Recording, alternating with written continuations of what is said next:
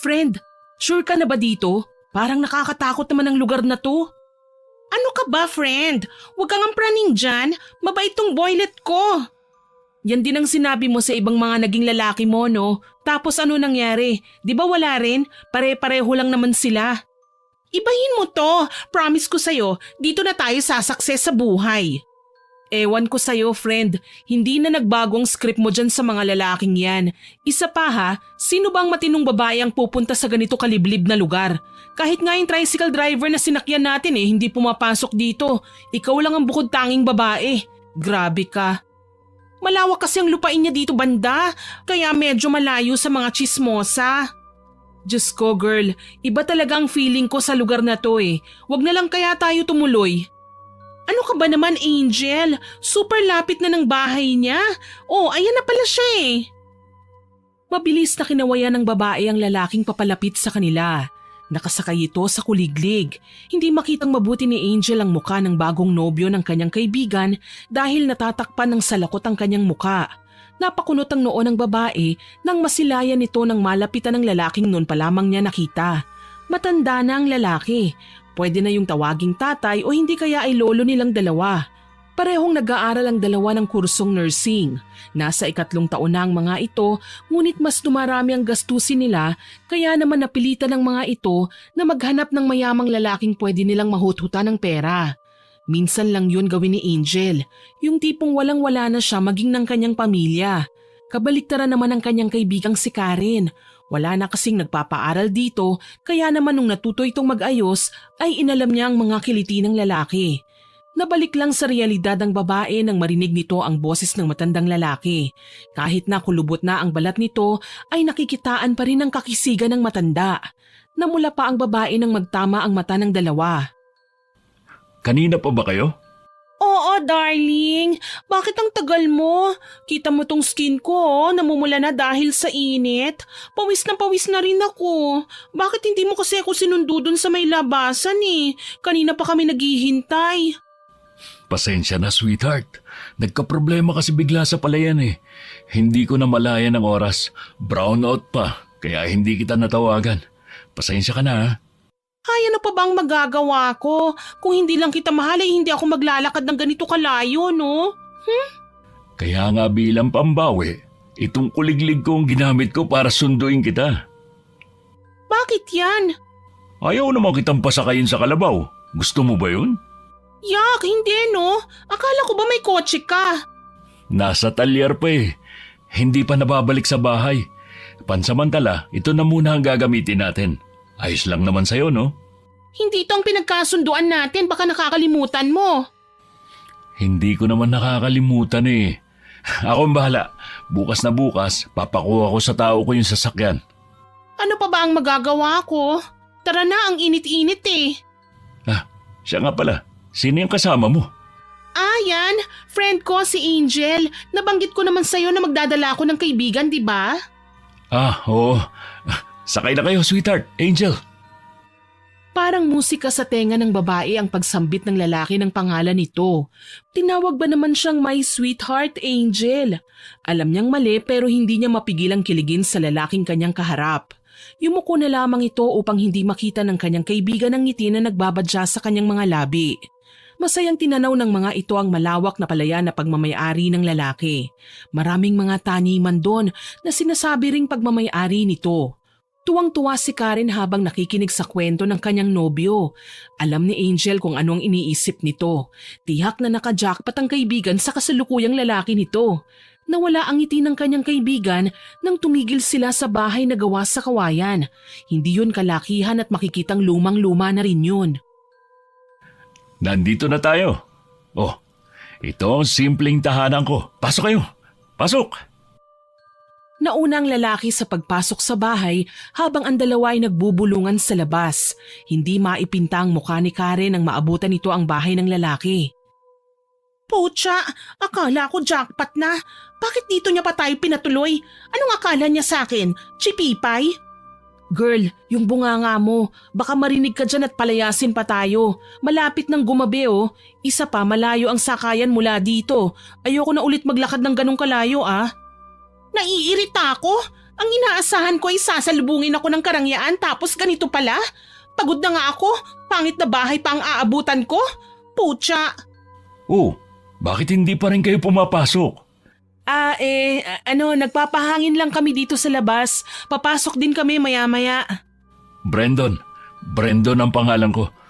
Hindi pala ako binabanggit sa'yo nitong darling ko? Nakalimutan ko yata.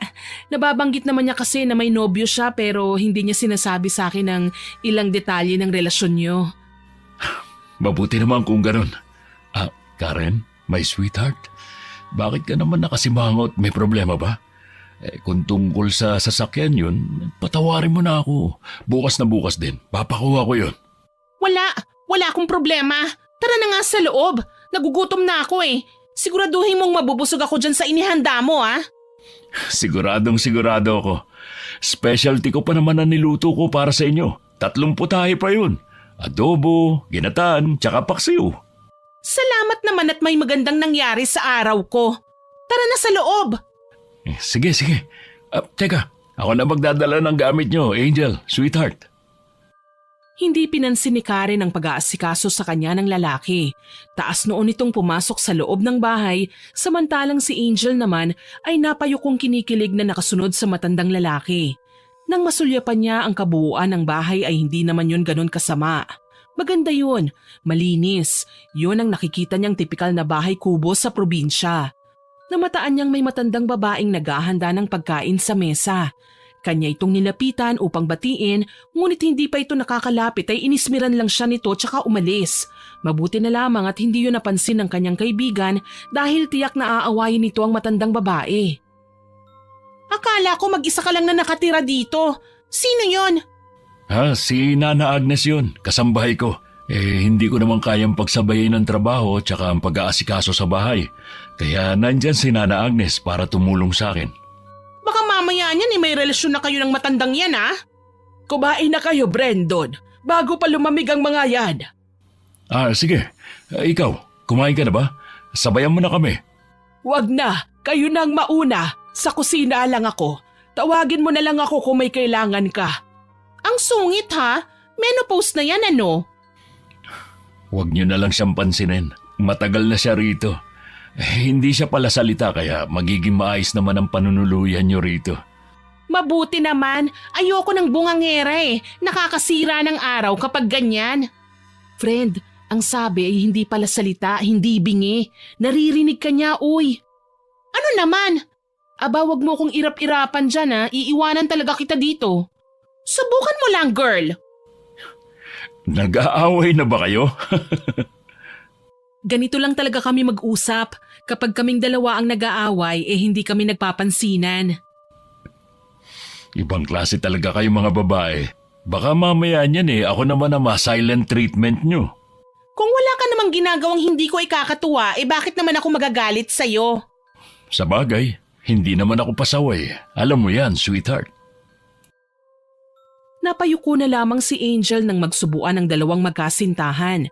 Sa mga naging karelasyon ni Karen, hindi naman ganun ang epekto sa kanya ng paglalampungan sa kanyang harapan. Yun ang unang beses na nangyari sa kanya ang bagay na yun.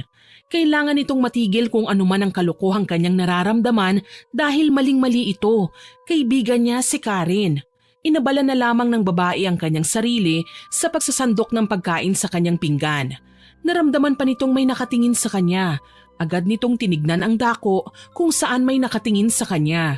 Muntik na itong mapasigaw nang magkatitigan sila ng matandang babae na sumilip mula sa kusina.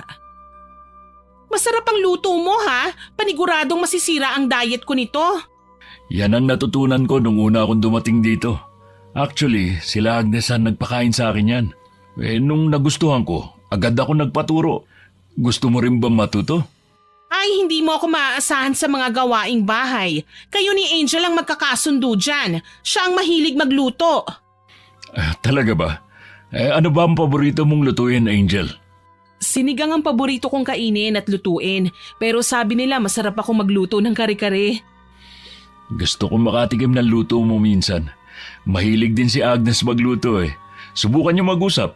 Marami kang matututunan sa kanya. Sige, susubukan ko. Mukhang marami naman kayong ingredients dito kaya hindi na ako mahihirapan.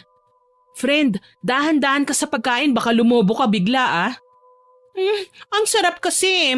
Ikaw kaya dyan, tikman mo lahat ng ulam. Sobrang sarap nitong manok ko. Ngayon lang ako nakatikim ng ganitong luto. Manok? Hindi manok yan. Ano, baboy? Wag mo nga akong pinaglololoko. Kung baboy ito, sana nag-Bicol Express ka na lang. Hindi yan baboy o manok. Palakayan. Ito naman, masyado mo naman akong pinapasaya sa compliment mo eh. Ano? Palaka? Paunahang tumakbo si Angel at Karen sa kusina upang iluwa ang kanilang kinain. Tinusok pa ni Karen ang kanyang lalamunan upang iluwa ang pagkain. Mabuti na lamang at iilang subo lang si Angel kaya hindi ito nagtagal sa kusina. Maluha-luha pa siyang tinignan ng kaibigan na hindi pa rin natatapos sa pagsusuka. Agad itong nilapitan ni Brandon tsaka hinimas-himas ang likod. Anong nangyari? Allergic ka ba sa palaka? Ano sa tingin mo? Sarap na sarap ka naman sa luto ko ah. May hindi ka ba nagustuhan? Yung palaka mismo, Brandon. Ano ka ba? Papakainin mo kami ng palaka sa buong pananatili namin dito? Matagal na kaming kumakain ng palaka. Wala naman nangyari sa amin ah. Ay pwes, ngayon ay may mangyayari sa'yo kapag puro palaka ang papakain mo sa amin. Hindi mo man lang kami sinabihan na palaka pala yan? Baka kung saan pa nang galing yan at kung ano pang kinain yan, edi namatay kami. Palakang bukid naman yan eh. Malinis yan. Nakakain. Anong tingin mo sa akin? Papatayin kita? Lalasunin? Darling, hindi ako ganyan. Nagtanong ka man lang sana kung kumakain kami niyan. Alam mo naman na hindi kami laking probinsya. Pasensya na kung ganun. Hindi na mauulit. Magluluto na lang ako ng ibang ulam. Pasensya na kayo kung hindi nyo nagustuhan ang putahe namin dito. Mas mabuti pa nga, Nana Agnes. Pakibilisan na lang at baka nagugutom na sila. Huwag ka mag-alala sa sobrang naluto mo. Ibibigay ko kay Luis ang iba bukas. Ang iba naman, kakainin ko. Saan ang kwarto namin? Hindi na ako kakain. Baka mamaya ay palaka o kung ano na naman ang makita niyong ipakain sa amin. Samahan ko na kayo sa mga kwarto nyo. Mabuti pa, magpahinga na muna kayo. Magkakatay na lang kami ng manok. Kailangan niyong kumain. Kakatukin namin kayo kapag kakain na. Inirapan lang ni Karen ang lalaki sa sinabi nito. Hindi na ito nag-abala pang kunin ang kanyang mga dalang gamit na nagkalat sa sala. Alam ni Angel na hindi ito nagagalit-galitan pa. Hindi naman kasi nila inaasahan na papakainin sila ng palaka sa araw ding yun. Walang nakapagsabi sa mga ito na ganoon ang buhay sa probinsya. Ayaw isipin ng babae na nasa tiyan niya na ang iilang parte ng karne ng palaka. Pakiramdam tuloy nito ay parang masusuka na naman siya habang iniisip ang nangyari sa kanila. Pinigilan na lamang nito ang gusto niyang gawin at tahimik na sinundan si Brandon na kinukulit-kulit ang kaibigang patawarin na siya nito. Dinala sila ng lalaki sa tig-isang kwarto na kaagad na pinasukan ni Karen. Hindi na siya hinarap nito maging ang lalaking kumukulit sa kanya. Pasensya ka na, Angel ha. Hindi ko sinasadya. Honest mistake yan. Sa tingin ko si Karen lang ang kailangan mong kausapin. Ayos lang ako, hindi naman ako nakakain ng marami. Palalamigin ko na muna siguro ang ulo niya. Ayoko naman dagdagan pa. Gayong hindi pa nga kayo nakakaisang oras sa bahay ko. Pasensya na talaga. Sige, magpahinga ka na muna dyan. Sige, maraming salamat. Nang makapasok ang dalaga ay inilibot nito ang kanyang paningin sa loob ng kwarto. Maliit lang yon, gawa sa kawayan ng lahat, pero ang ikinatuwa ng babae ay ang bintana na nakikita ang kabuuan ng palayan. Bilog na bilog ang buwan sa langit, kaya kitang-kita nito ang mga dahong sumasayaw sa ihip ng hangin. Narinig din nito ang tunog ng mga palaka sa palayan. Napangisi si Angel sa nangyari sa kanila. Kaya naman pala mahilig kumain ng mga tao roon ng palaka dahil napakarami nito sa palayan. Tahimik ang buong lugar. Tanging kalansing ng mga gamit sa kusina ang gumagawa ng ingay maliban sa natural na ingay ng paligid. Matapos mag-ayos ay lumabas ito ng kwarto upang kumustahin ang kaibigan. Kumatok muna ito ng dahan-dahan tsaka pumasok. Nakasubsob ito sa unan. Ang mga dala nitong gamit ay hindi pa nito naaayos. Friend, kamusta ka? Suko ka na kagad? Ayoko na dito. Ayokong kumain ng palaka habang buhay ano. Baka hindi naman palaka ang lagi nilang kinakain dito. Konting tiis lang, hindi ba't ginusto mo to? Hindi ito ang inaasahan ko. Sa pagkakaalam ko mayaman siya, hindi ganito. Isang araw pa lang suko ka na? Paano ang tuition mo? Isang taon na lang igagraduate ka na. Paano na lang, friend? Maraming lalaking baliw sa akin, Angel. Hindi ako magtitiis dito. Subukan mo lang. Wala namang mawawala sa'yo eh. Baka mag-iba ang ihip ng hangin. Kapag hindi ay tumakas na tayo. Sige, pero sa ngayon ay makisama ka na muna ha. Ilang beses mo na tong ginagawa. Ngayon ka pa ba susuko? Mahigpit siyang niyakap ni Karen tsaka humagulgol. Tahimik lang na inalo ni Angel ang kaibigan. Kung kaya lang sana niyang tulungan ng kaibigan sa usaping pera, ay hindi na nito kukonsintihin ng kaibigan sa ginagawa nila. Maging siya kasi ay sa mayamang lalaki rin lumalapit kung walang-wala na ito. Maya-maya pa ay marahang kumatok sa kanilang kwarto na sinundan ng isang tinig. Boses yun ni Nana Agnes. Malamig ang boses nito na nagbigay ng kakaibang kaba sa kanila. Mga madam, kumain na ho kayo. Nagluto kami ni Brendo ng tinola at pritong manok. Salamat, Nana Agnes. Lalabas na lang kami kung gutom na kami. Lumabas na kaya tayo? Kanina pa ako gutom na gutom eh. Ikaw talaga kahit kailan? Nag-iinarte nga lang ako eh. Makisama ka na. Nag-abala pa silang magluto ulit oh. Paano kapag palaka ulit ang ipakain sa atin? Ay bingi ka, friend. Ang sabi nga manok. Kaya halika na. Feeling ko kakainin na ng mga bulate ko sa katawan ko ang mga laman loob ko, no? Yak! Kadiri ka naman. Hindi ka ba nagpurga nung bata ka? Ang OA naman ang reaksyon mo. Tara na nga. Wala nang nagawa ang kanyang kaibigan nang kaladkarin niya ito sa kusina. Tahimik lang si Brendon at Nana Agnes na naghahanda ng pagkain sa mesa. Tinignan sila ng mga ito tsaka tipid ng ngumiti. Hindi gaya noong unang masilayan nila ang pagkain ay nakakasiguro na nga ang mga itong manok nga ang kanilang ulam sa gabing yon. Ang palaka namang inihanda para sa kanila ay maganang nilantakan ni Brendon. Inihiwalay na nito sa kanila yon para hindi nila makain. Hindi na pinansin ni Angel ang maganang mukha ng dalawang matanda. Gaya ng ginawa ni Karen ay pinagtuunan na lamang nito ang pansin ng kanilang kinakain. Natapos ang hapunan nyo na busog ang dalawa. Mabuti naman at naubos niyo ang inihanda ni Nana Agnes. Akala ko may matitira pa kinabukasan eh. Bakit? Wala ka na bang maipapakain sa amin bukas? Kung puro palakanan naman yan mabuting bukas din ay umuwi na kami. Sweetheart naman, ang sinasabi ko lang, masaya akong naubos niyo ang inihanda namin, ganun lang yun. Brendon, salamat sa inyo ni Nana Agnes ha. Busog na busog kami sa kinain namin eh. Hindi nyo na itatanong paborito ni Karen ang niluto nyo. Ikaw naman, nagpaliwanag ka pa talaga? Labas na muna ako, magpapahangin lang. Tutulungan ko muna si Nana Agnes dito. Wala din kasi akong magawa eh. Kung gano'n naman pala, ako nasasama sa'yo sa labas, sweetheart.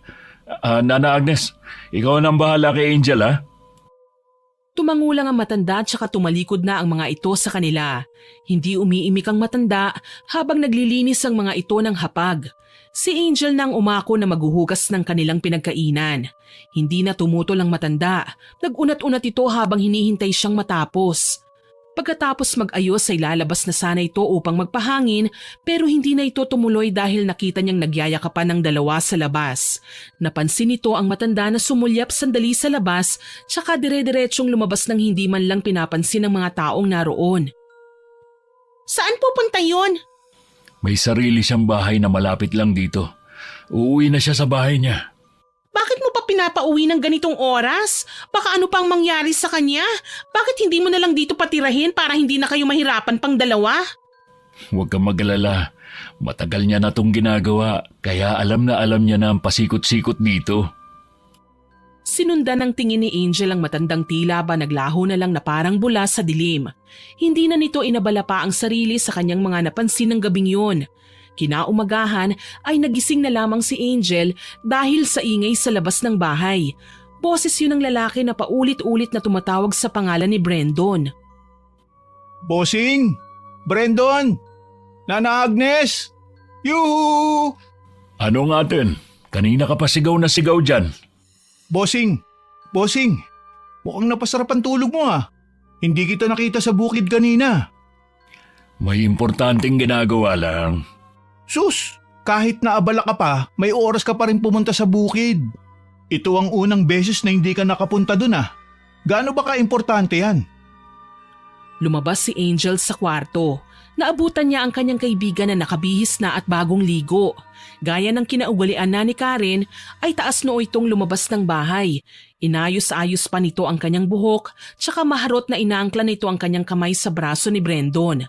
Napailing na lamang si Angel sa ginawa ng kaibigan. Sinundan niya na lamang ito sa labas upang makisama sa mga taong naroon. Doon na nito nakitang mabuti ang pagmumukha ng lalaking kausap ng matanda. Matangkad ito, may magandang mga mata na tila ba nangungusap kung ito ay tumingin. Gwapo siya kung titignang mabuti. Ang magkabilang dimples niya ay mas lalong nagpagwapo sa kanya. Ang problema lang, madungis ito. Hindi siya ang tipo ni Angel lalong-lalo ng kaibigan nito. Ang gusto nila ay mayayaman at malinis. Kung yumaman lang siguro ang lalaki, baka nagkandara pa ang mga ito sa kanya. Ibinalik ni Angel ang kanyang tingin sa kaibigan na noon ay halatang masyadong nagpapapansin sa mga lalaking naroon. Honey, sino yan? Si Luis. Nagtatrabaho siya sa bukid ko. Ilang taong ko na rin siyang katiwala sa mga manukang ko rito. Maaasahan yan. Naks naman, bossing. Kaya pala hindi ka pumunta sa bukid dahil lumalab life ka na. Hindi lang isa kundi dalawa pa. Ikaw naman. Anong akala mo sa akin? Manloloko? Maniwala sa'yo? Siraulo ka talaga. Ito nga pala si Karen, nobya ko. Sweetheart, si Luis. Hello, nice to meet you. Nice to meet you din, madam. Galing pumili ni bossing ah. Aba, dapat lang. Siya nga pala, pang-ilan ako sa nadalang babae ng amo mo? Wala namang dinadalang kung sino yan dito. Ikaw ang bukod tanging nadala niya. Sa pagkakaalam ko ha.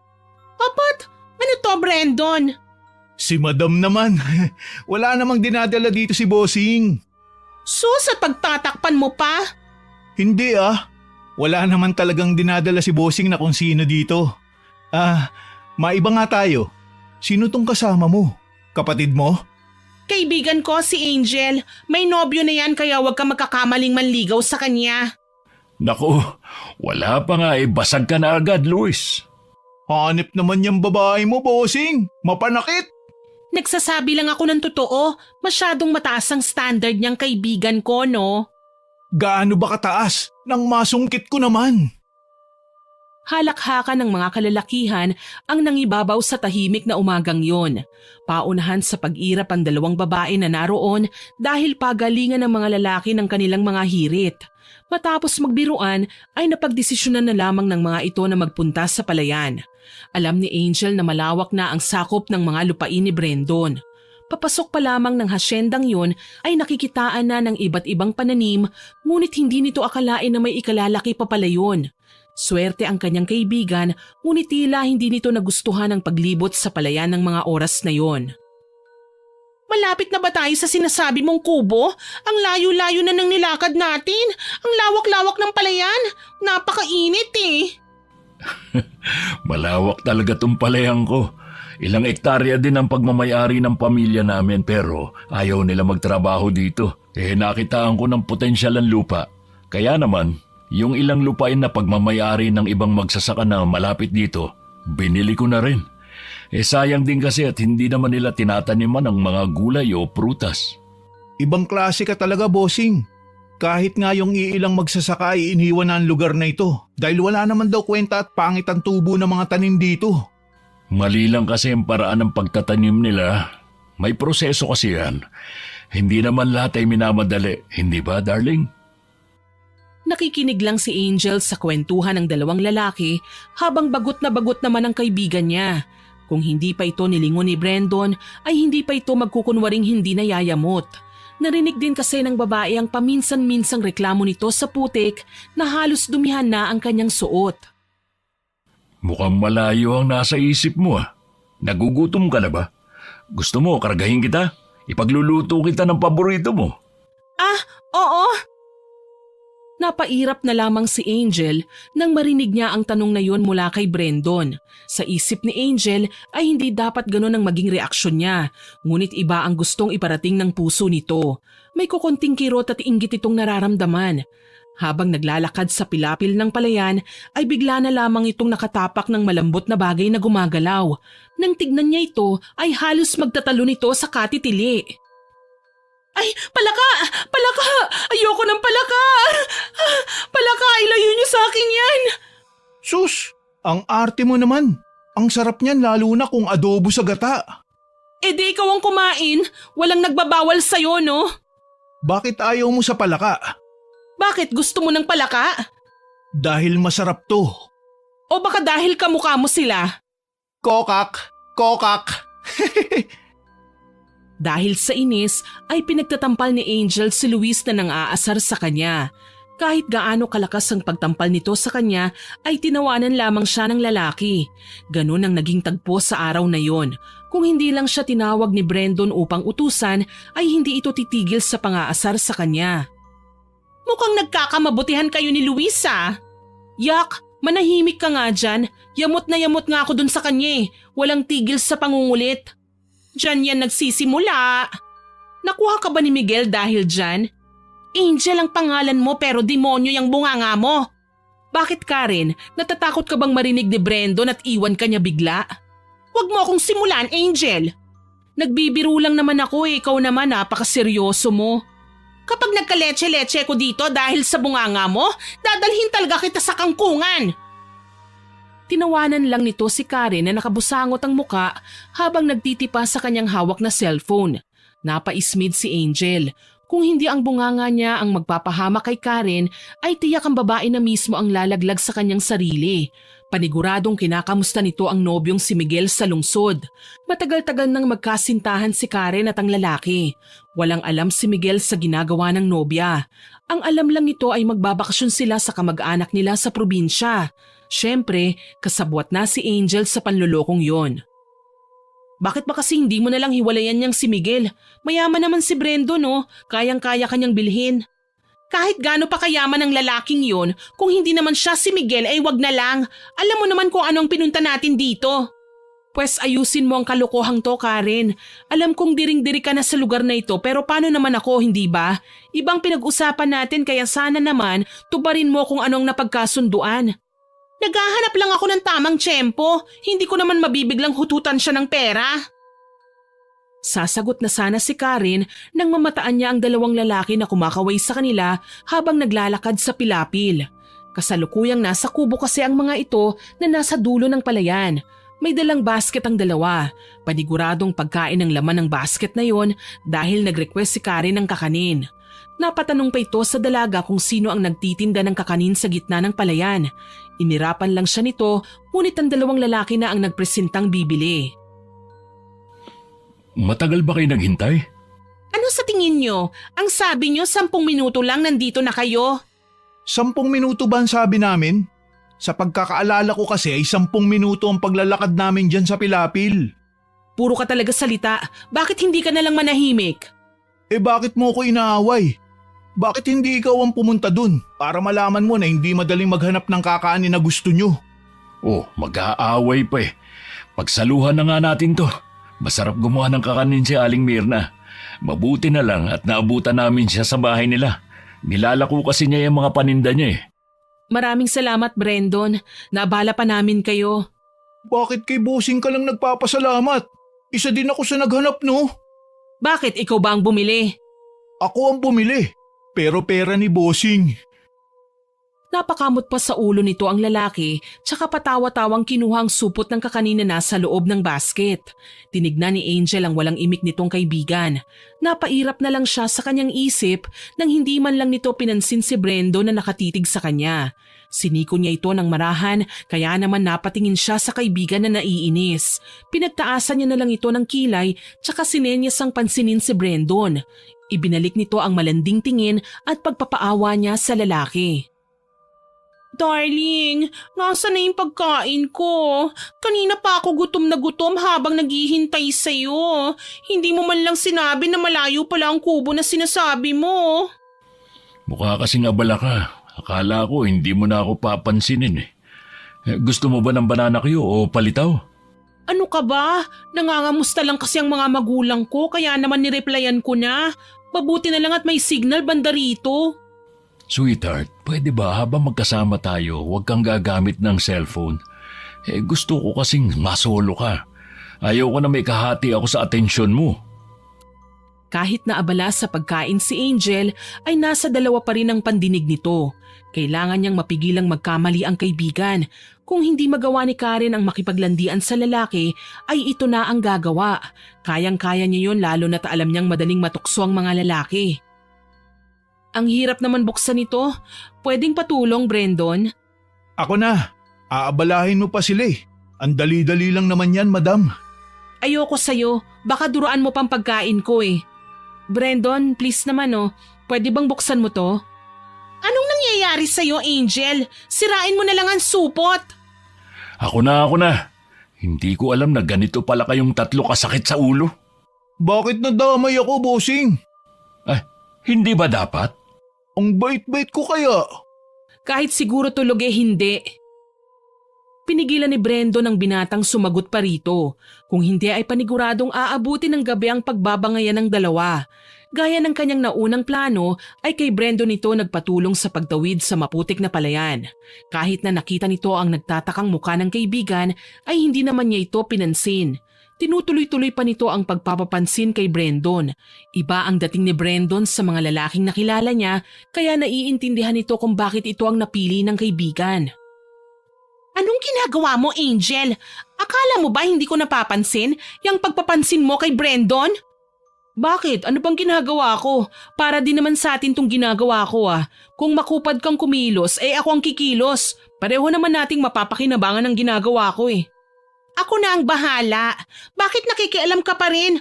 Ako na nga ang gagawa ng paraan eh. Hindi ko planong magtagal dito, Karen. Gagawin ko ang plano sa paraan mo o sa paraan ko. Tandaan mo kasama ako sa plano na ito. Matapos ang usapan nilang yon ay napansin naman ni Angel ng mga sumusunod na araw ang pagbabago ng kaibigan. Mas lalo itong lumapit kay Brandon na mas ikinatuwa naman ng lalaki. Si Angel naman sa kabilang banda ay pinili na lamang na makipaglapit ang loob sa matandang babae. Dahil hilig din ito ang pagluluto at hindi naman ito nahirapang kausapin ng matanda. Sa araw kasing yon ay nagluluto ang dalawa ng pananghalian nila. Laing yon tsaka pritong isda. Hindi nito alam kung saan nanggaling ang isda dahil sobrang layo naman ang dagat sa lugar nila kaya hindi nito maiwasang magtanong sa matanda. Mahal ba ang isda kung bibilhin sa bayan? Siguro, hindi naman ako lumalabas eh. Hindi ba kayo pumupunta sa bayan? Ano naman ang gagawin ko doon? Mamili ng mga kakailanganin nyo dito. Hindi ko kailangan yan. Nandito ang mga kailangan ko sa paligid at wala sa bayan. Hindi ako pinapayagan na lumabas. Ha? Bakit naman? May batas ba dito na bawal lumabas? Huwag mo nang alamin ang mga bagay na yan. Wala ka namang balak na magtagal dito, hindi ba? Oo naman. Kailangan kong umuwi. Last na talaga, Nana Agnes. Kung hindi ka ang bumili ng isda, sino? Mukhang sariwang-sariwa pang mga ito Si Luis. Si Luis lang ang pinapayagang pumasok at lumabas sa lugar na ito. Anong ibig niyong sabihin? Hindi na natapos pa ng mga ito ang kanilang usapan dahil pangiting-iting pumasok ng kusina si Luis. May dala itong iba't ibang prutas. Pawisan ng lalaki pero hindi nabawasan ang kagwapuhang taglay nito. Napatampal na lamang ng noo si Angel nang maisip niya ang bagay na yun. Mukhang narinig ko ang pangalan ko Ano ang pinag-uusapan niyo? Chismoso ka talaga. Sus! Crush mo lang ako eh. Hiwalayan mo na lang kasi ang nobyo mo para ako na lang ang pumalit. Asa ka, hugasan mo na lang yung mga prutas na dala mo. Masusunod, kamahalan. Luto na ba ang ulam? Napakapatay gutom mo talaga, no? Walang palaka dito. Bakit? Palaka lang ba ang kaya kong kainin? Malay ko sa'yo, tiyan ko ba yan? Mahilig kang magbanggit ng palaka eh. Porke ba binabanggit ko, paborito ko na kagad? Siyempre, mukhang palaka ka na nga eh. Sus! Aminin mo na lang na crush mo ako. Hindi naman ako magagalit eh. Hindi na nito pinatulan pa ang lalaki dahil pumasok sa kusina ang dalawang magkasintahan habang magkahawak ang mga kamay. Pangiti-ngiti pa ang mga ito tsaka magiliw na nagpaalam sa kanila na aalis dahil kakain daw ang mga ito sa labas. Nagkibit-balikat na lamang ang tatlong natira sa bahay. Napaismid si Angel habang tinatanaw ang papalayong bulto ng kaibigan. Agad nitong nakuha ang ibig sabihin ni Karen mula sa kinikilos nito. Ayaw niyang maagaw sa kanya si Brandon. Makasarili ang babae pero tuwang-tuwa si Angel sa ginagawa ng kaibigan. Mukhang tayo ang mabubusog sa ulam na to ah. Tamang-tama, matagal na rin akong hindi nakakakain ng isda. Magtira pa rin tayo sa kanila at baka magutom pag-uwi. Hindi yan, Nana Agnes. Kilala mo naman si Bossing. Ayaw nun na nagugutom tayo pa uwi. Ah, siya nga pala madam. Alam mo ba kung saan sila pumunta? Anong pakialam ko? Kumain na nga tayo. Masarap tong niluto namin ni Nana Agnes. Malaki ang ngisi ni Angel habang kinakain ng pagkaing niluto nila. Hindi dahil sa tuwa kung hindi dahil sa inis sa kaibigan. Hindi nito akalaing ginagawa siyang kompetisyon ng kaibigan. Bumuo ito ng plano sa kanyang isipan. Kung yun naman pala ang gusto ng kaibigan ay handa siyang makipaglaro dito. Kinabukasan ay hindi nito inaasahang nakabusangot na muka ang madadatnan niya sa hapag ng umagang yon. Ngumisi ito tsaka humigop ng kapeng ginawa ni Nana Agnes. Kumusta ang lakad niyo kagabi? Hay nako, huwag ka nang magtanong pa. Naiinis lang ako lalo. Bakit? Hindi ba't nag-date kayo? Ang inaasahan kong bungad mo nakangiti ka ngayon. Oh, ano ang nakita mo? Nakangiti ba? Masaya ba ako? Wala bang isda dito? Mag-iisang linggo na rin akong kumakain ng manok at gulay. Nauumay na ako. Hindi na mapigilan ni Angel ang hindi humalakhak habang tinitignan niya ang yamot na mukha ng kaibigan. Tinolang manok na naman kasi ang ulam ng araw na yon. Sakto pang dumating ang makulit na si Luis kaya naman halos pagsakloban nito ng langit at lupa. Wala namang isda sa bukid. Di maghanap kayo. Wala bang isda sa bayan? Gulay na lang ang kainin natin, masustansya pa. Sa pagkakaalam ko may tinitindang isda sa palengke, Bossing. Nakabili nga kami kahapon ng… Ayun naman pala di bumili kayo o baka wala kayong pambili. Ako na lang ang lalabas para bumili. Si Luis na ang bahala dyan, hindi ba Luis? Copy that, Bossing. Sasama na ako kay Luis. May gusto rin akong bilhin Wag na, tulungan mo na lang si Nana Agnes dito sa loob ng bahay. Teka lang ha, ang usapan magbabakasyon lang kami dito. Bakit ginawa niyo naman yatang katulong si Angel? Sige na nga, ako nang bahala dito. Sa susunod na lang ako pupunta sa bayan.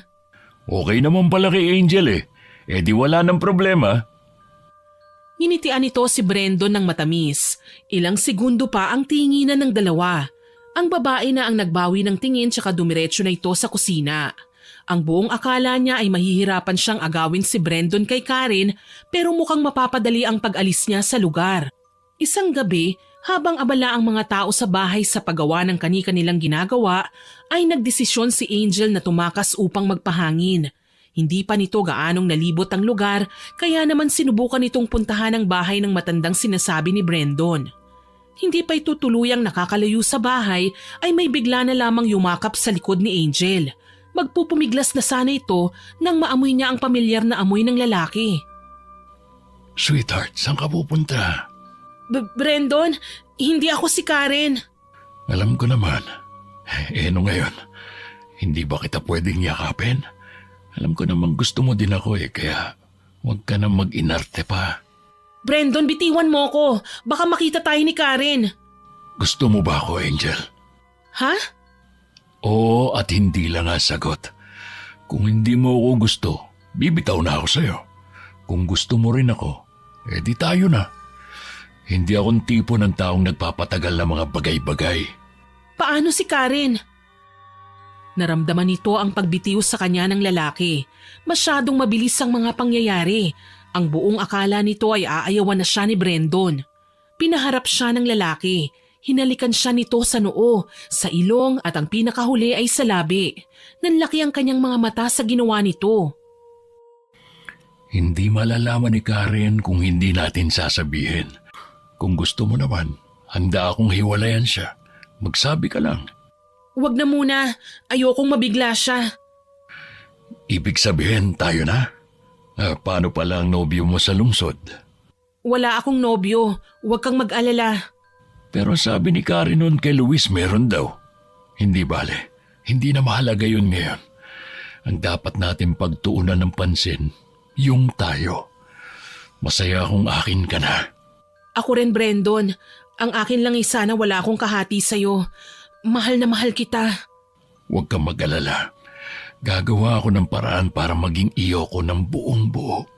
Ayokong mag-away kami ni Karen. Hindi pa ako handang malaman niya ang tungkol sa atin. Bumalik ka na sa kwarto niyo. Baka hinahanap ka na niya.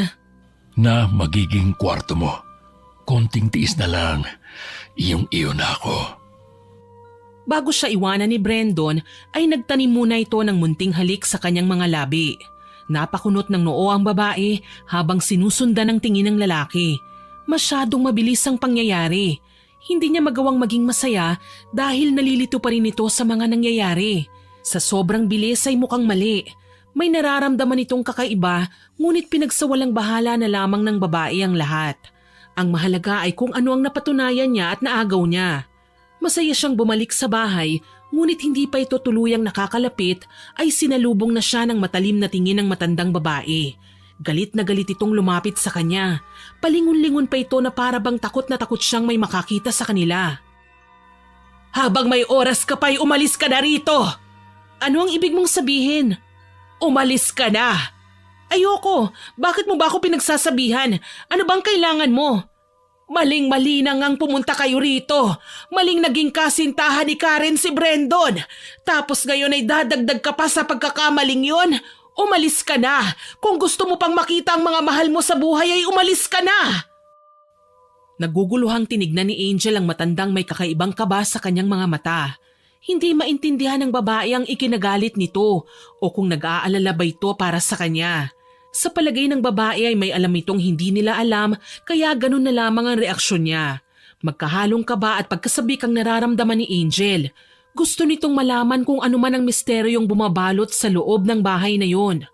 Kinabukasan, maagang nagising ang babae. Hindi nito nakita ang kaibigan o maging si Brandon. Naiinis man ay pinagpasalamat na lamang ni Angel na naroon si Luis para kausapin siya. Himala at tahimik ang bahay ah. Nasaan sila? Hindi ko rin alam eh. Bakit ka nandito? Anong hanap mo? Wala. Si Bossing lang. May pinapagawa kasi siya sa akin ngayon pero kung wala naman siya dito, aalis na ako. Ayokong makipag-away sa'yo. Sandali lang, may gusto kong itanong sa'yo eh. Oo, single ako. Walang sabit. Ikaw lang ang laman ng puso't isip. Boom! Kilig! Ha? Hindi kita maintindihan. May iba nga tayo. Gaano katagal mo nang kakilala si Nana Agnes at Brandon? Ang random mo naman magtanong. Hindi mo pa pinansin ang banat ko ah. Sagutin mo na lang. Teka, mga ilang taon na rin kasi ako dito. Kaibigan kasi ng tatay ko si Bossing kaya nakapagtrabaho ako rito. Sa pagkakaalam ko kay Nana Agnes, simula noon pa man ay dito na siya nakatira. So, nasa na mga magulang ni Brandon?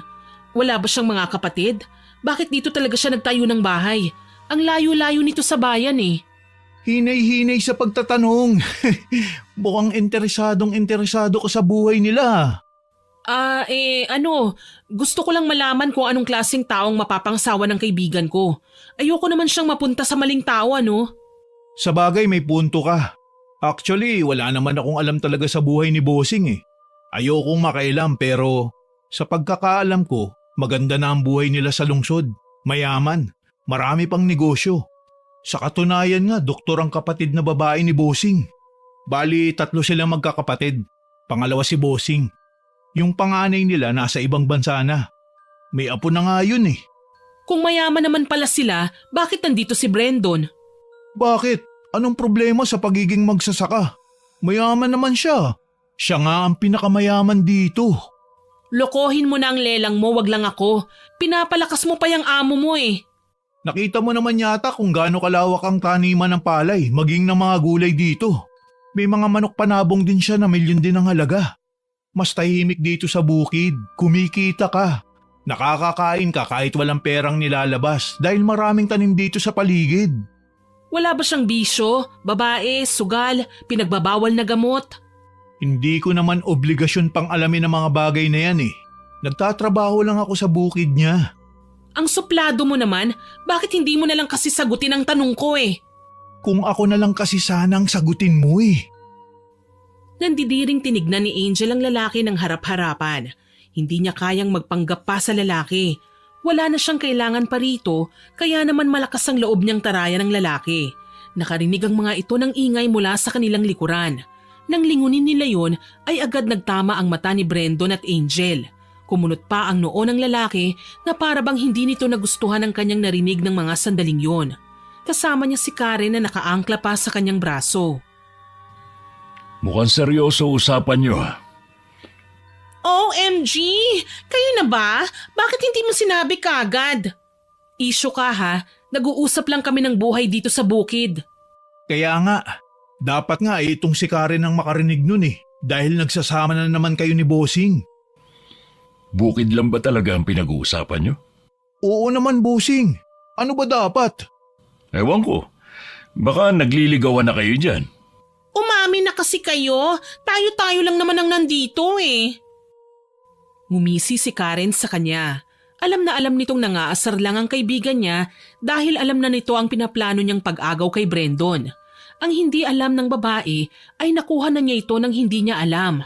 Mabuti na lamang na mataan niya ang matandang katulong na maraming dala kaya agad niya itong nilapitan upang tulungan. Tulungan ko na po kayo dyan. Mukhang marami kayong lulutuin ah. Nakabili kami ng isda. May gulay din na nakuha sa taniman. Marami tayong lulutuin ngayon. Ano po ang gagawin ko dito sa isda? Hugasan mo tsaka kaliskisan. Magsisigang tayo. Ayos! Sinigang! My favorite! Tumulong ka din dyan. Hindi ka hari dito para pagsilbihan ano? Masusunod, mahal na Reyna. Hindi na pinansin pa ng babae ang kakaibang tingin na pinukol sa kanya ni Brandon. Kung ano man ang gusto nitong sabihin ay wala na siyang pakialam pa sa mga oras na yun. Hindi naman nagtagal ay natapos din naman nila kagad ang kanilang niluto dahil sa marami ang nagtulong-tulong para magluto. Maghuhugas na sana ito ng mga ginamit nila sa pagluluto nang hilahin siya bigla ng kaibigan tsaka binulungan. Mamaya na yan. Mag-usap muna tayo, dali. Ano naman ang pag-uusapan natin? Bakit madaling-madali ka? Siyempre ayokong may makarinig sa pag-uusapan natin. Dali na! Ano ba ang pag-uusapan natin? Hindi ba't sinabi kong 2 linggo lang tayo rito? Oo, bakit? May problema ba? Kung gusto mong maunang umuwi ay hindi kita pipigilan. Nalaman ko kasing sobrang yaman ni Brandon. Kailangang mapasa akin ang kayamanan niya. Kaya gagawin ko ang lahat para makuha ko yon. Akala ko ba huhututan mo lang siya ng pera para sa tuition fee mo? Palay nang lumalapit sa manok. Alam kong malaki na ang makukuha natin kung sakaling manghingi ako. Pero friend, pera na ito. Hindi pipitsuging lalaki ang nahanap ko. Ano? Anong masasabi mo? Sasamahan na lang kita dito. Baka mapano ka pa. Sana makuha mo kagad yan bago ang enrollment natin. Hindi mo yata ako naiintindihan eh. Ang sinasabi ko sa'yo ay pakakasalan ko na si Brandon. Pipikutin. Naririnig mo bang sinasabi mo? Oo, pinag-isipan kong mabuti ito. Bakit pa ako mag-aaral kung may handa namang buhayin ako, hindi ba? Teka, paano si Miguel? Yan nga ang dahilan kung bakit nagdesisyon akong magpabuntis na lang. Nakipag-break siya sa akin dahil may nakilala daw siyang babae o whatever. Kesa naman magpa-broken hearted ako, mas mabuting pagtuunan ko na lang ng pansin ng ginto, hindi ba? Baka naguguluhan ka lang, huwag ka namang padalos-dalos. Alam ko ang ginagawa ko, kaya ikaw, itigil mo na yung ginagawa mo kay Brandon. Nakikita kita, alam kong inaakit mo siya. Tinignan niyang mabuti ang kaibigan kung nagbibiro ba ito. Ngunit ang seryosong mukha lang nito ang sumalubong sa tingin niya. Napabuntong hininga siya. Sa ilang araw na hindi sila gaanong nag-uusap ay parang bigla na lamang niyang hindi nakilala ang kaibigang ilang taon niya ring kasama. Hindi nakaalis sa kinatatayuan nito si Angel kahit na ilang minuto buhat nang iwan siya ng kaibigan sa kusina. Isang mahinang tapik ang nagpagising kay Angel. Dumadagundong ang lakas ng tibok ng puso nito nang dahil sa gulat. Habol niya ang kanyang hiningang napalingon sa tumapik sa kanya. Hindi pa rin ba kayo aalis sa lugar na ito? Bakit ba gustong-gusto mo kaming umalis, Nana? May nagawa ba kaming hindi mo nagustuhan? Bulag ka ba? Pinaglalaruan lang kayo. Pinaglalaruan, Nino. Nana Agnes, luto na ba ang ulam? Nagugutom na ako eh. Bukas na bukas ay umalis ka na kung ayaw ng kaibigan mo. Hindi ka dapat pang pumunta dito. Patapos na. Magsasandok na ako ng kanin, Brandon. Ibinalik ng matanda ang matalim na tingin nito sa kanya na para bang napakalaki ng kasalanang ginawa nito. Kung nagsabi lang sana ito sa kanya ng dahilan ay baka sumagi pa sa kanyang isipan na umalis na nga sa lugar na yun. Sa kasalukuyan kasi ay marami pa itong kailangang gawin. Isa na doon ay kung paano tuluyang makamkam ang buong yaman ng lalaking papalapit sa kanya. Anong pinag-uusapan niyo ni Nana Agnes kanina? Wala naman. Hindi naman mahalaga yun eh. Kumusta ang lakad niyo kanina? Bakit hindi mo sagutin ang tanong ko? Ano ang sinabi sa iyo ni Nana Agnes? Nagtanong lang ako sa kanya tungkol sa mga isda, kung saan niya nabibili, kasi hindi ko naman siya nakitang lumalabas ng hasyende. Ano ang sinabi niya sa iyo? Wala siyang sinabi. Ayaw niya nga akong sagutin eh. O ikaw, ano naman ang nangyari sa inyo? Mukhang tuwang-tuwa si Karen ah. Naikwento ko lang sa kanya ang tungkol sa pamilya ko. Gusto kasi niya makita ang mga kamag-anak ko eh. Oh, bakit naman nalungkot ka? Ipapakilala naman kita sa kanila eh. Bibisita mo ngayon dito sa susunod na araw. Anong sasabihin mo? Kaibigan ng nobya mo o kabit mo mismo? Ang bunganga mo. Baka may makarinig sa'yo. Bakit, Brandon? Natatakot ka na bang malaman ni Karen? Nang hindi ito makasagot ay inismira na lamang siya ng dalaga. Hindi na ito nagulat pa kung malaman niyang mas pinili nito ang kaibigan kesa sa kanya. Ganun naman kasi palagi kaya naman kahit na alam na nito ang totoo ay may parte sa kanya na gustong angkinin si Brandon. Lumabas na lamang ito sa kusina papuntang balkonahin ng bahay kung saan naabutan niyang nag-uusap si Luis at Karen. Naniniwala ka ba sa barang? Barang? Ano yun? Hindi ko pa naririnig ang salitang yan. Yung parang may ginagawang orasyon sa'yo. Minsan makakaramdam ka ng pananakit ng katawan kahit wala ka namang ginagawa. Ibig sabihin may gustong manakit sa'yo. Naniniwala ba kayo sa mga ganyan? Anong petsa na? Wala nang ganyan. Turo sa akin ng lolo at lola ko sa tuhod, kung pakiramdam mo ay kinukulam ka, kumuha ka lang daw ng asin, tubig, kandila sa kaplanggana. Pagkatapos patakam mo lang daw ng kandila ang planggana na may tubig. Kung may larawan ka daw na makikita sa planggana, ibig sabihin ay kinukulam ka. Ang babaw naman ng explanation mo. At least alam mo nang gagawin kung sakaling barangin ka. Kung totoo man yan ay wala ka namang sinabing pangontra. Ay, girl, nandyan ka na pala. Kinakarir mo na ang pagiging katulong ha? Kawawa naman kasi si Nana Agnes kung hahayaan ko lang siyang maglutong mag-isa. Kakain na. Sinundan nila ang tahimik na si Brandon. Noong nando na sila sa hapag ay napansin nitong may nakahanda ng pagkain. Maganang kumain ng mga ito dahil sa bagong lutong ulam. Tuwang-tuwa si Karen dahil sa loob ng ilang araw nila sa lugar na yon ay ngayon pa lamang sila makakakain ng isda. Naunang natapos kumain si Angel. Wala siya sa mood dahil sa sinabi ng lalaki sa kanya. Hindi niya maintindihan ang sarili kung bakit ganun na lamang ang pagnanais nitong manatili sa buhay ng lalaki. Pumunta ito sa hardin na hindi na gaanong naaalagaan. Nakahanap ito ng punong masisilungan. Ilang minuto siyang nakahiga doon. Tanging ang huni ng ibon ang kanyang narinig sa paligid. Napamulat ito ng mata nang marinig niya ang marahang boses. Wala itong narinig na mga yapak kaya nagulat itong may tao pala sa kanyang harapan. Pwede ba tayong mag-usap? Ang buong akala niyang pag-uusap lang ay napunta sa isang bagay na pagsisisihan niya ng lubos. Saksi ang mga bulaklak sa hardin sa matamis na kasalanang nagawa nilang dalawa. Ang buong akala niya ay walang makakaalam ng kataksilang ginawa niya, ngunit nagulat na lamang ito nang bigla niyang maramdamang may humila sa kanyang buhok habang nagluluto. Aray! Aray! Ano ba? Ahas kang babae ka? Matapos ang lahat ay aahasin mo ang boyfriend ko? Anong ibig mong sabihin? Huwag ka nang magmaang-maangan pa. Akala mo ba hindi ko alam na may nangyari sa inyo? Ahas ka! Ahas! Hindi ko siya inahas sa'yo, Karen. Nagmamahalan kami ni Brandon. Nagmamahalan? Alam kong gusto mong makuha ang lahat ng yaman niya. Ayaw mo talagang maghati tayo dahil gusto mo talagang angkinin ang lahat. Sakim ka, Angel. Sobrang sakim mo.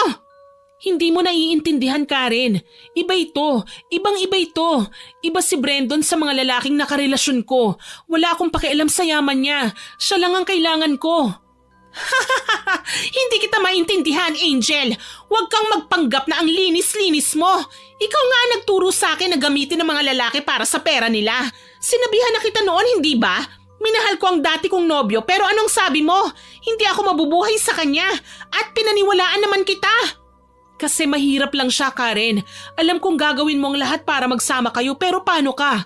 Paano ang buhay na pinangarap mo noon? Walang-wala ka, Karen. Hindi kayo magtatagal ng lalaking yun. Kaya pala ngayon ay inaagaw mo kung ano ang akin. Dahil ano? Dahil mayaman si Brandon? Ahas ka talaga? Lahat ng meron ako ay para din sa'yo.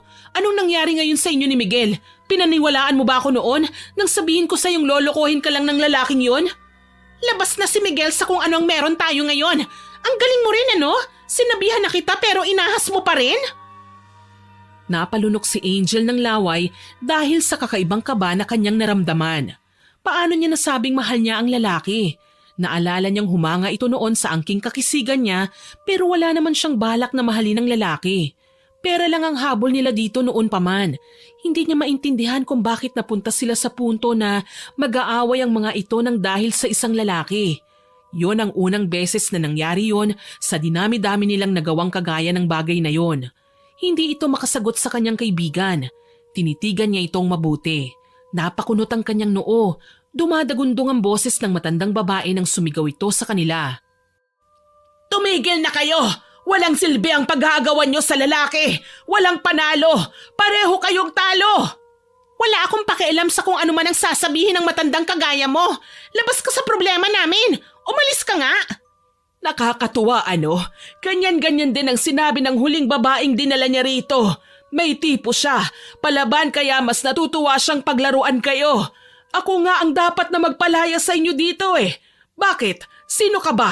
Ano ka ba sa buhay ni Brandon? Bakit? Sino ka ba? Katulong ka lang naman ah. Ako ang mahal niya.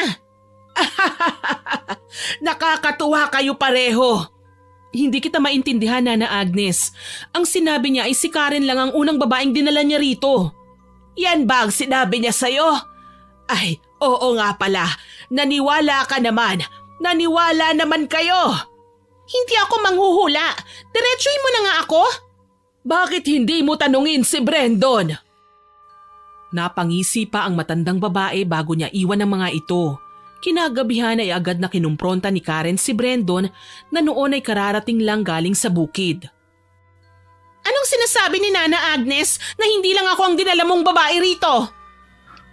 Ikaw naman, huwag ka nga nagpapapaniwala kay Agnes.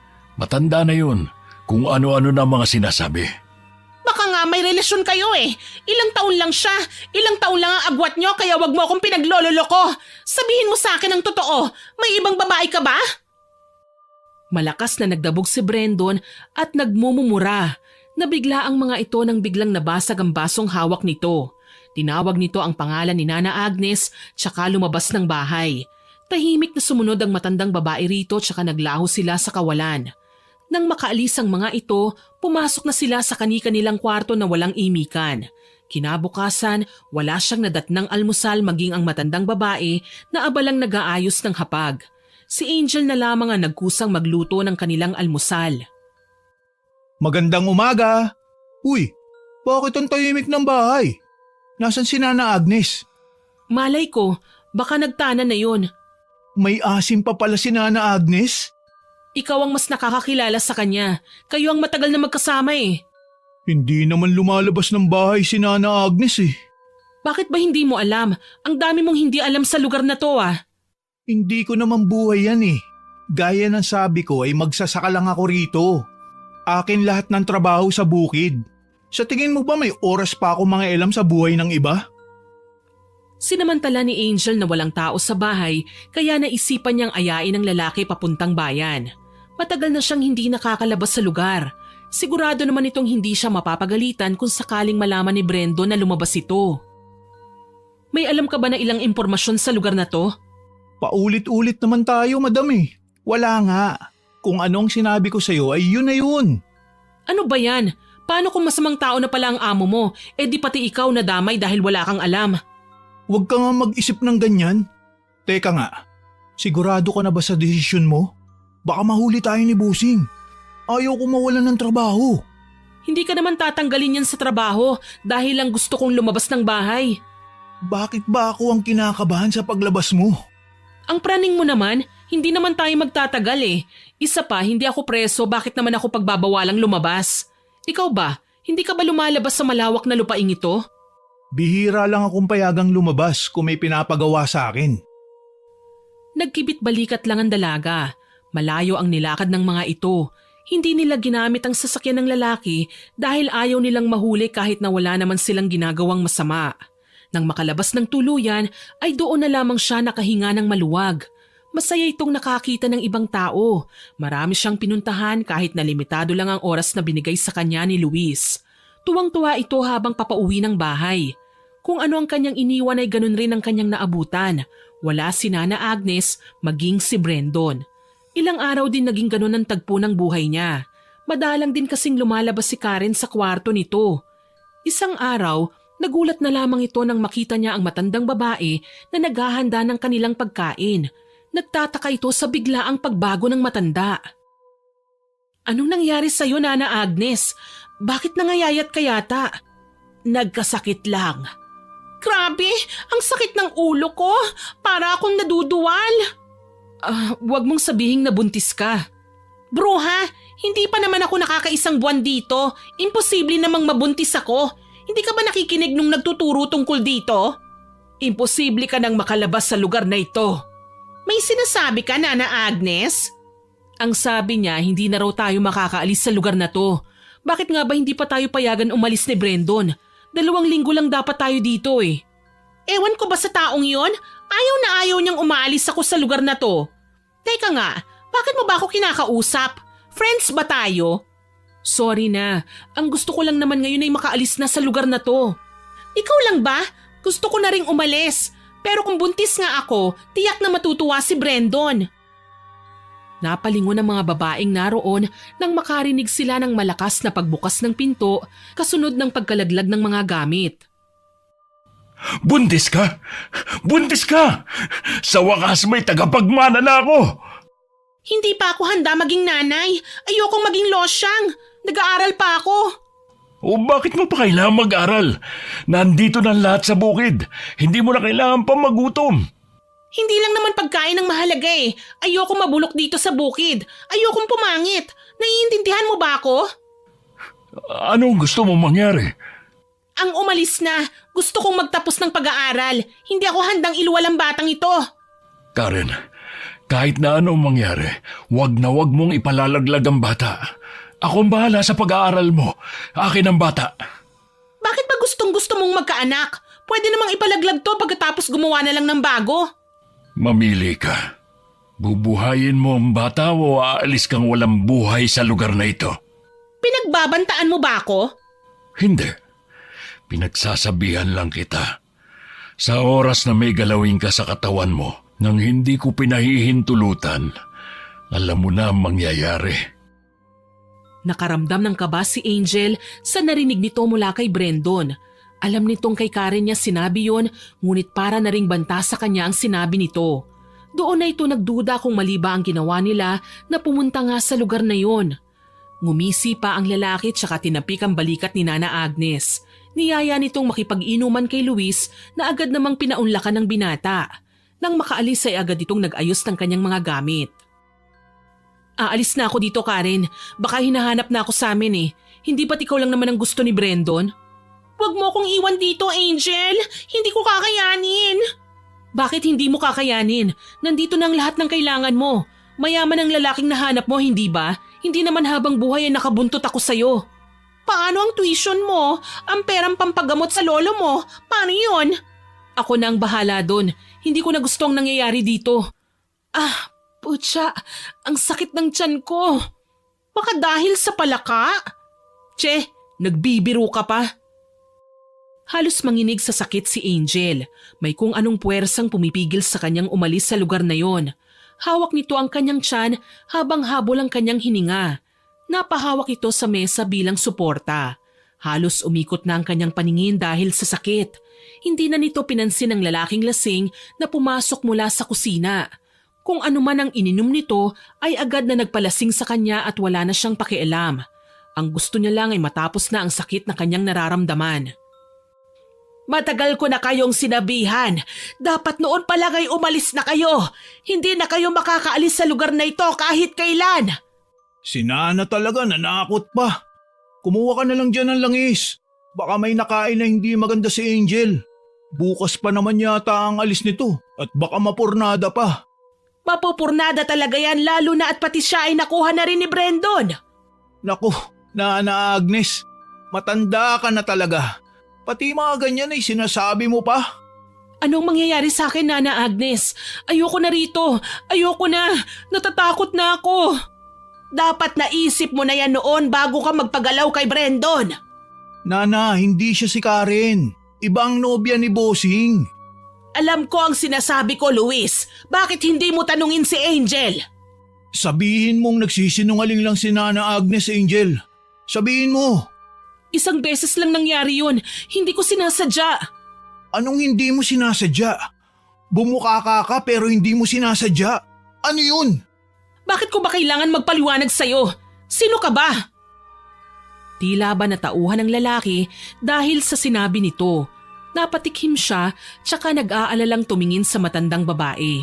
May gusto itong sabihin pero hindi na niya tinuloy. Naluluha siyang napatingin sa kaibigan na maging ito ay hindi na rin alam ang gagawin. Kung totoong may laman nga ang tiyan niya ay pareho silang hindi makakalabas sa lugar na yun. Naiiyak siyang lumapit sa matanda. Ayoko nito, Nana Agnes. Ano ang gusto mong gawin? Ipalalaglag ko siya. May alam ka bang hilot dito? Anong klaseng tao ka? Ginusto mo yan pagkatapos ay tatakbuhan mo lang? Gawa siya mula sa isang kasalanan. Hindi na dapat pang mabuhay ang sanggol na ito. Mas masahol ka pa sa hayop, Angel. Sabihin mo na ang gusto mong sabihin, pero hindi ko hahayaang mabuhay siya sa mundong ito. Mas pipiliin kong mabuhay na sinisingil ang konsensya kesa naman makita kong nahihirapan ang sanggol na ito. Pag-isipan mong mabuti, Angel. Kaya siyang buhayin ni Brandon. Naguguluhan ka lang. Galit. Pag-isipan mo yang mabuti. Kahit na anong pigil ni Luis ay buo na ang desisyon ng dalaga. Kailangan niyang maipalaglag ang bata sa lalong madaling panahon. Hanggat hindi yun alam ni Brandon ay makakaalis pa siya sa lugar na yun. Dahil sa pagpupumilit niya sa matandang babae ay wala na itong ginawa kundi ang sumuko. Tinanong pa nito kung gusto ni Karen na ipalaglag ngunit agad na tumanggi ang babae. Kung ano man ang rason ng kaibigan ay wala itong pakialam sa mga oras na yon. Kailangan niya munang iligtas ang kanyang sarili. Bilisan mo, Angel, habang wala pa si Brandon. Alam kong gusto mo akong tulungan, Nana Agnes. Ang ipinagtataka ko lang kung bakit parang noon pa man ay gusto mo na kaming umalis dito. Hindi basta-basta ang pinasok nyo. Madaling pumasok pero mahirap lumabas. Mamaya ko na ipapaliwanag sa'yo. Palingon-lingon pa ito sa paligid tsaka mahigpit na hinigit nito ang kamay ng dalaga. Dinala siya ng matandang babae sa isang hindi pamilyar na daan. Pumasok ito sa gubat ngunit wala itong makitang daan. Sinabi ng matandang nakarating na sila ngunit walang makitang bahay o kubo ang babae. Masyadong madilim ang lugar na yon. Wala siya halos makita. Anong sinasabi mong nandito na tayo? Sumunod ka na lang. Huwag kang gagawa ng ingay. Maraming halamang natatabunan ng kanilang pinasukan. Namangha si Angel sa kanyang nakita. Hindi mahahalatang may daan doon dahil sa kapal ng halaman. Nang tuluyan na silang makapasok, ay doon lamang nito napansin na munting kubo ang kanilang pinasukan. Nagsindi ng kandila ang matanda, tsaka pinahiga ito sa isang lumang papag. Gamit ang mumunting liwanag ay mabilis ang kilos ng matanda. Hinugasan itong maigi ang mga gunting at ibang parapernalya na naroon sa isang sulok. Nang matapos ito ay may iniabot sa kanyang tela na nirolyong maigi. Kahit na anong mangyari, wag na wag kang gagawa ng ingay. Aray, ayoko na. Hindi pa ako nagsisimula. Wag kang OA. Inumin mo itong nasa baso. Lason ba yan? Pampalaglag yan. Mapait nga lang pero pwede na. Dapat ay 1 linggo mo pang iinumin yan pero dahil nagmamadali ka ay tinaasan ko na ang gamot na pinatak ko dyan. Sa tingin ko naman ay dugo pa lang ang nasa sinapupunan mo kaya madali pa yang makukuha. Yan yata ang pinakamahaba mong sinabi, Nana Agnes. Nagsasalita ka naman pala eh. Wala na tayong oras. Bilisan mo na. Ubusin mo na yung iniinom mo. Pikit matang nilagok ni Angel ang basong may gamot. Sa sobrang pait noon ay halos masuka na ito. Kung hindi lang siya inaalalayan ng matanda sa pag-inom ay baka naisukan na niya ang lahat ng yun. Nakaramdam siya ng paghihilab ng tiyan. Tatayo na sana ito upang magsuka ngunit pinahiga siya ng matanda. Tiisin mo ang sakit. 1 beses lang mangyari ito kaya lakasan mo ang loob mo. Kung inaakala niyong tagapagmana ng mga ari-arian niya ang habol sa inyo ni Brandon, doon kayo nagkakamali. Hindi kayo naka-jackpot. Si Brandon ang naka-jackpot sa inyo. Bakit gustong-gusto niyang magkaanak? Dahil gusto niya ng tagapagmana bilang isang mambabarang. Si Brandon na lang ang natitira sa angka nila bilang isang mambabarang. Kailangan maisali ng kapangyarihan ng barang sa mismong dugo nito. Nag-iisang anak na lalaki lang si Brandon. Mas makapangyarihan ng barang sa mga anak na lalaki. Pero kung walang anak na lalaki, pwede rin naman ang anak na babae. Basta't kadugo niya mismo.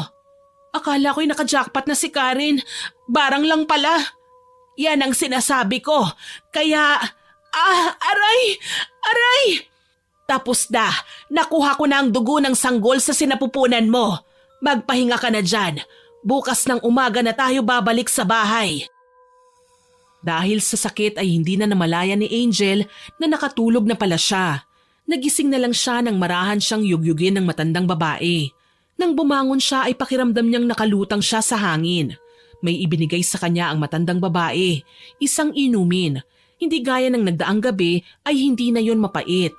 Bumuti ang kanyang pakiramdam pero nararamdaman pa rin nito ang sakit sa ibabang parte ng kanyang katawan. Dahan-dahan silang naglakad pabalik ng bahay. Kinakabahan man ay hinarap nito ang nag-aabang na si Brandon sa labas ng bahay. Saan ka nang galing, Angel? Nagpasama lang ako kay Nana Agnes na libutin itong taniman niyo. Mabuti naman kung gano'n. Teka, mukhang hinang-hina ka. Napagod lang ako sa kalilibot. Sobrang lawak kasi nito eh. Naku, napakaswerte ng anak niyo ni Karen. Alam mo bang masaya ako magkakaanak na ako? Kung may nabuo tayo, huwag kang mag-aalangang magsabi sa akin, ha? Pananagutan kita. Pananagutan ko kayong pareho. Huwag kang mag-alala. 1 beses lang nangyari yon. Alam kong walang mabubuo. Ganun ba? Sige. Teka, narinig ko kay Luis aalis ka na daw. Bakit? Kasi kasi hinahanap na ako sa amin. Mahigit 2 linggo na kasi. Pwede naman yata akong umalis, ano? Oo naman. Basta't nandito si Karen at ang magiging anak namin, walang problema. Tipid nitong nginitian ng lalaki tsaka pilit na naglakad papasok ng bahay. Nakakuha siya ng tiyempo. Napapayag na niyang lalaki. Kung nalaman siguro nitong magkakaanak din sila, ay paniguradong hindi siya makakaalis sa lugar na yon. Kinausap niya ang matandang babae na bukas din ay aalis na siya. Nagpatulong din siya kay Luis. Huli niyang kinausap ang kaibigang may pag-aalangan ng muka. Aalis na ako mamaya. Iiwan mo na talaga ako? Hindi na ba magbabago ang isip mo? Pasensya ka na, may naghihintay na pamilya sa akin eh. Anong nangyari sa'yo? May tagus ka. Gamitin mo na muna itong pasador ko. Salamat. Ubus na kasi ang napkin ko eh. Hindi ko na kayo nabilhan ng napkin. Hindi na rin naman kasi magagamit ni Karen yon. Hindi ba, sweetheart? Oo. Pwede bang iwan mo muna kami ni Angel? Mag-uusap lang kami. Oo naman, walang problema. Nang makaalis ang lalaki, ay doon na nagsimulang humagulgol si Angel. Niyakap niya ng mahigpit ang kaibigan. Babalikan niya ito kahit na ano ang mangyari. Babalikan kita. Pangako mo sa aking hinding-hindi mo sasabihin kay Brandon ang nangyari. Ayokong mapahamak ang buhay mo. Hindi ko rin alam kung anong gagawin niya sa akin kung sakaling malaman niya ang nangyari sa anak niya. Hintayin mo ko rito. Itatakas kita.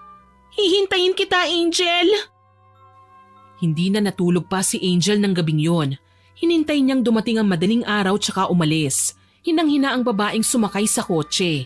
Gumising ang mga kasama nito sa bahay ng umaga ring yon upang tanawin siyang paalis. Nilapitan siya ng matanda at saka iniabot ang bag na may lamang gamit nito. Binulungan siya nitong dumiretso sa kaibigan niyang albularyo. Sinabi nitong nalaman ni Brendon ang ginawa nila kaya naman hindi makakapayag ang lalaking makaalis siya ng lugar na yon ng buhay. Nagtaasan ng balahibo ng dalaga dahil sa takot. Mahigpit na ibinilin ng matanda na kahit na anong mangyari ay huwag itong magpapahalatang may nalaman. Kumaway pa ang mga ito sa kanya habang nakangiting tumatanaw sa balkonahin nito.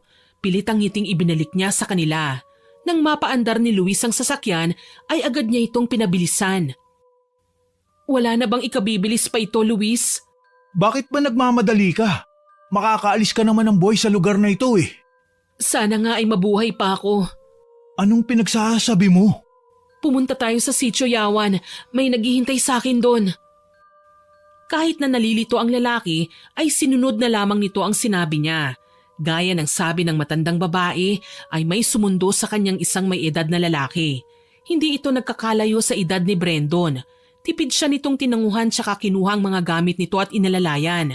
Nagbili ng matandang lalaki kay Luis na sabihing nakatawid na ito. Pinagmasdang mabuti ni Angel ang lalaking tila naging sunod-sunuran sa matandang lalaki. Umalis itong tulala. Gabi na nang makarating si Angel sa tinutuluyan nito. Nabigla pa siya nang makita niyang naroon ang matandang babae. Inaapoy siya ng lagnat kaya hindi pa siya pwedeng umalis sa lugar na yon. Salamat sa tulong mo, Jose. Kumusta na ang pakiramdam mo, Angel? Inaapoy ako kanina ng lagnat pero ngayon medyo maayos na rin ang pakiramdam ko, Nana Agnes. Normal yan sa mga nagpapalaglag. Sana lang ay hindi ka maimpeksyon sa mga ginamit ko para matanggal ang bata sa sinapupunan mo. Maging malakas ka, Angel. Kailangan mong maiuwi si Karen. Nana Agnes, anong ginagawa mo dito? Akala ko po ba hindi kayo nakakalabas ng bahay? Luis, akala ko ay... Akala mo ay makokontrol ako ni Mang Jose gaya ng pagkontrol niya sa ibang tauhan ni Brendon, hindi ba? Huwag po kayong mag-alala, Nana. Alam ko nangyayari sa loob ng bahay na yun. Tutulong ako sa inyo, lalong-lalo na sa'yo. Hindi na mahalaga pa ang bagay na yon. Matanda na ako. Wala akong mauuwian. Ang mahalaga ay ang 2 batang napadpad dito. Nabulabog ang tahimik na gabing yon nang bigla na lamang namatay ang lahat ng kandila sa loob ng kubo. Nakaramdam ang mga ito ng pagyanig ng bahay. Agad na kumilos ang matandang lalaki tsaka nag-usal ng kakaibang dasal. Ang napakalaking kandila na nasa altar ang tanging nakasinding kandila. Malakas man ang pagyanig ay hindi nagpatinag ang matanda. Sinabayan siya ng dasal ni Nana Agnes habang dahan-dahang sinisindihan ang iilang kandilang namatay. Dala ko na ang kailangan natin para makontra ang sumpa ng barang. Nandito ang lahat maging ang sarili niyang dugo. Nanginginig na napatingin si Angel sa hawak na tela ni Nana Agnes. Yun ang dugong nakuha sa kanya ng nagdaang gabi. Malakas ang pintig ng dibdib nito. Hindi niya alam kung mapagkakatiwalaan ang matandang nasa harapan niya. Huwag kang mag-alala, hindi kami kaaway. Matagal na naming gustong putulin ang sumpa ng barang. Gusto na naming mabuhay ng payapa. Habang nandito siya ay hindi namin magagawa yon. Pasensya ka na kung hindi ko kagad nasabi sa iyo yon. Si Nana Agnes ang unang asawa ni Brendon. Hindi sila magkaanak kaya naman gumawa ng paraan ng lalaking yun para makuha ang gusto niya. Ibig sabihin ay walang legal sa aming dalawa ni Karen? Pareho kaming kabit ng mambabarang? Hindi ko alam kung paano mo nalaman ang mga yan, Luis. Pero totoo ang lahat ng nalaman nyo. Ilang beses nang nagtangkang bumuntis ng iba't ibang babae si Brendon. Ngunit halos lahat ng nadala niya ay hindi magkaanak o hindi kaya ay iba ang nakabuntis sa kanila. Kung matalo natin si Brendon sa gabing ito ay umalis na kayo. Kaya rin siya nananatiling matikas at medyo may kabataan pa ay dahil yun sa kapangyarihang itim na angkin niya. Hindi makagalaw ang babae sa narinig nito mula sa matanda, ngunit mas pinili na lamang nitong sumunod sa kanya. Nanood ito sa ginawa nilang orasyon. Nagtulong-tulong ang 2 matanda sa paggawa ng ritual na may kasamang dasal. Ilang sandali pa ay natahimik ang buong lugar. Agad nitong inutusan si Luis na sunduin si Karen sa bahay nila Brandon, dala ang anting-anting bilang proteksyon. Hindi nagtagal, nakabalik itong dala ang kaibigang naguguluhan. Anong nangyari kay Brandon? Bakit bigla na lang siyang nagmukhang matanda? Bakit bigla siyang natumba? Yun ang tunay na wangis niya. Sa bukang liwayway ay umalis na kayo. Tungkol sa anak na nasa sinapupunan mo, pwede mong ipalaglag siya rito o... Hindi ko siya ipalalaglag. Anak ko ito. Sige, ako na ang bahalang magpadala ng pera para dyan, para sa lahat ng gagastusin. Ayokong manganib pa ang buhay niyo. Dumating ang bukang liwayway at nagsimula ng bumiyahe ang dalawa. Tahimik nilang binaybay ang kahabaan ng palayang minsang pagmamayari ni Brandon. Tinignan ni Angel ang kaibigang hawak ang kanyang tiyan. Kung naging matapang lang sana si Angel, ay baka ganun din ang ginawa niya. Ngunit hindi pa ito handa sa responsibilidad. Tama nang samahan na lang niya ang kaibigan. Tama na ang pagkakamaling nagawa nila. Gamit ang pera at kayamanang binigay ni Nana Agnes, ay nagsimula muli ang dalawa sa buhay na tinahak nila. Nagpatuloy sa pag-aaral si Angel, samantalang nagdesisyon si Karen na alagaan ang anak habang nagnenegosyo. Marami silang natutunan at isa na dito ay ang huwag magsamantala ng lalaki at pag-interesan ng yaman na meron sila. Sana po ay nagustuhan niyo ang ibinahagi kong kwento. Ngayon naman, oras na para sa ating shoutout. Shoutout po kina Mama Alisa Suwalog, Mark Tana, Mary Jane Suwalog, Renz Lalien, Trisha Mariel Suwalog at JP Suwalog. Hello din po kina Ma'am Rizalina Angeles at sa mga anak niyang sina Aris, RR Ronron, Cedrix at Ardru. Kay Ma'am Maria Girly Piloton, kay Ma'am Grace Sementera na lagi pong nag-heart sa mga comment niya. Kay Ma'am Sara Sahorda, shoutout din po kay Sean Abanco at sa mga anak niyang sina Alwin, Denver at Sean Isaac at sa asawa niyang si Darwin Abanco. Kay Gemma Jane Gaugano at sa asawa niyang si Judine Garmay at sa anak niyang si James Skyler Garmay, kay Ma'am Emma Bufete at kay Rhea at Jason Agor, kay Ma'am Monet Rivera at kay Alvin Odiamar na avid listener daw po natin at pampatulog niyang stories natin. Pati na raw po ang malaanghel ko raw pong boses. Nako, salamat po sa papuri ninyo, Ma'am. Kay Ma'am Natividad Toliba, sa mga pamilya Estanyol, De Guzman, Rayoso, Ambrosio, Morada, Garino at Cacalda. Hello po sa inyong lahat. Shoutout din po kay Amanda Joyce Page from Angeles City, kay Jocelyn Gores, sa Cooper family, pati na kay JR at May from San Rafael, Bulacan, kay Chris Lawrence Villanueva at sa asawa niyang si Ronald Belsa Bahado at anak niyang si Adrian Bahado. Kay Josil Oblad, kay Ma'am Rowena Melchor, kay Ma'am Jennifer Juan at kay Kuya Potsky na nag-congratulate po sa atin dahil na-reach na natin ang 50,000 subscribers. Kay Ma'am Gerlin Picache, kay Ma'am Marilyn Aure, kay Moises Cabase from Batangas City, kay Catherine Bolivar, kay Robbie de la Cruz, kay Ma'am Perlin Tuba, kay Ja Encila, kay Fe Gallinera, kay Ma'am Josefina Fuelias, kay Ma'am Victoria Caingles, at sa mga regular listeners po natin kagaya nila Ate Aya at sa anak niyang si Katniss na masipag daw pong mag-aral habang nakikinig sa stories natin. Kay JD Bicol, kay Ma'am Angelina Ignacio, kay Hiramini, kay Ma'am Raquel Hasigawa at sa husband niyang si Mitsuru, kay Ma'am Estela da Silva at sa mga kamag-anak niya at sa Cabral family, kay Cherry Mukbang ASMR, kay Ma'am Mea Espiritu, kay Kel Rodis at sa buo niyang pamilya. Happy listening po sa inyo dyan. Kay Ma'am Elizabeth Dunca sa Galedo family, kay Tina Dekit at sa Lamoro at Dekit family, kay Ma'am Pamela Allen, kay Chris Mamado at kay Ma'am Alfreda Alano. Maraming salamat po sa mga nakinig at nag-comment. Abangan po ninyo ang mga susunod ko pang kwento at huwag kalimutang mag-subscribe, like, share and comment sa upload natin.